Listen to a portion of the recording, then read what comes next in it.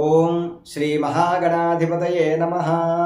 మన తెలుగు మాసంలో వైశాఖ మాసంలో వృశ్చిక రాశి వారికి ఏ విధమైనటువంటి శుభాశుభ ఫలితములు కలుగుతాయో తెలుసుకుందాం.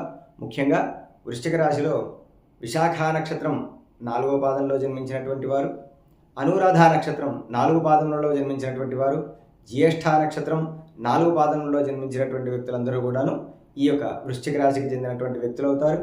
ఈ వృశ్చిక రాశి వారికి ఈ వైశాఖ మాసంలో వివాహాది శుభకార్యములన్నీ కూడా సిద్ధిస్తాయి. అంటే వారు కనుక సంకల్పించుకొని ముందుకు వెళ్తే ఈ శుభకార్యములన్నీ కూడా వివాహము, ఉపనయనము, గృహప్రవేశము ఇత్యాది విషయములు ఏవైతే ఉన్నాయో అవన్నీ కూడాను సిద్ధించుకునేటువంటి అవకాశం అధికంగా ఉన్నది.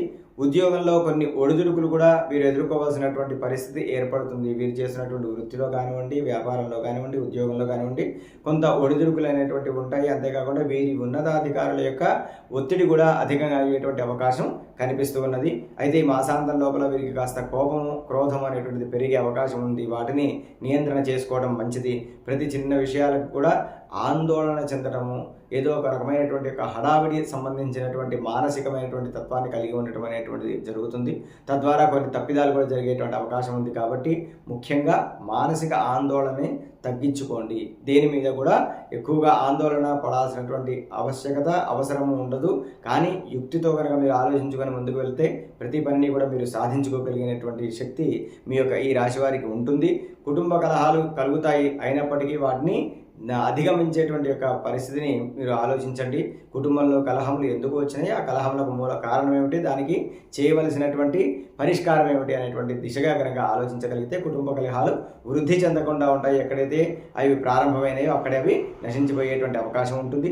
శత్రువులు మిత్రులు అవుతారు. అంటే శత్రువులందరూ కూడా వీరికి ఈ యొక్క మాసాంతం లోపల మిత్రులుగా వ్యవహరిస్తారు. అంటే వీరికి కావాలనుకున్నటువంటి సమయాల్లో వీరికి సహకారాలను కూడా అందించగలిగేటువంటి అవకాశం ఉంటుంది. వీరు అనుకున్నటువంటి ప్రతి పనులలో కూడా వీరు శుభత్వాన్ని పొందగలుగుతారు.